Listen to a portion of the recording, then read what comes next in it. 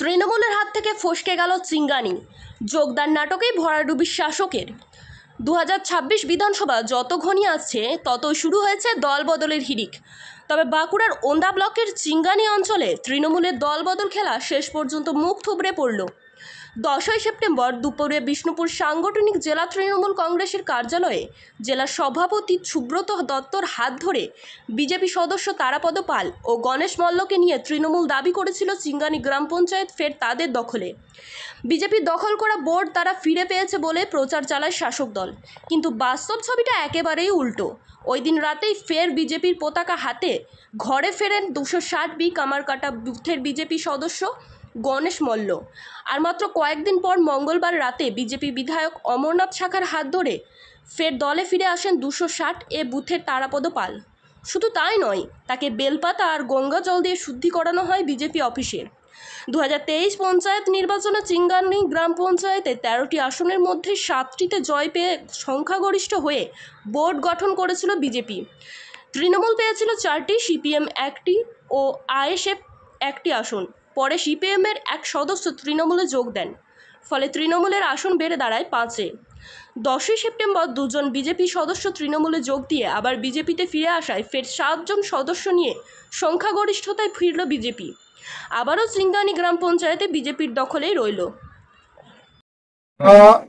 প্রকৃতপক্ষে বিজেপি করে তাদেরকে বিভিন্ন ধরনের দুর্বলতার সুযোগ নিয়ে লোভ লালসা দেখিয়ে ছেলে চাকরি করে দেবো, বিভিন্ন সুযোগ সুবিধা পাই দেবো, অথচ বিভিন্ন ভাবে তৃণমূলের পঞ্চায়েত যারা সদস্য আমাদের সঙ্গে যোগাযোগ রেখেছে, কারণ ওই ধরনের কাজ আমরা করিনি আর জীবন করবও নাই।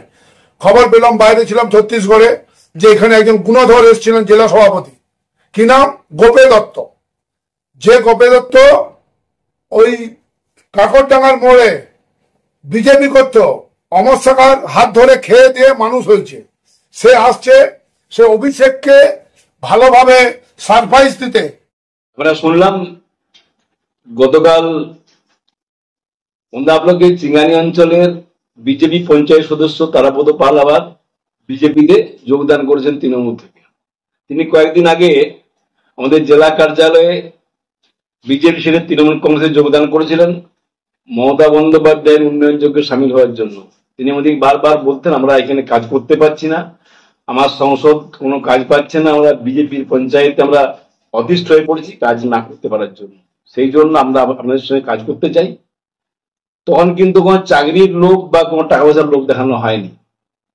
সম্মানীয় বিধায়ক সাহেব যা বলছেন সম্পূর্ণ মিথ্যা কথা বলছেন, সাজানো নাটক করছেন তিনি। আবার তিনি তাদেরকে জোর করে বাড়ির থেকে তুলে নিয়ে গিয়ে বিজেপিতে যোগদান করিয়েছেন, যা অত্যন্ত নিন্দনীয় ঘটনা। কারণ তারা আমাদের সাথে যোগাযোগ রাখছেন যে আমরা তৃণমূল কংগ্রেসকে সাপোর্ট করি, বাধ্যে আমরা যোগদান করছি, এখানে জোর করে আমাদেরকে যোগদান করানো হচ্ছে।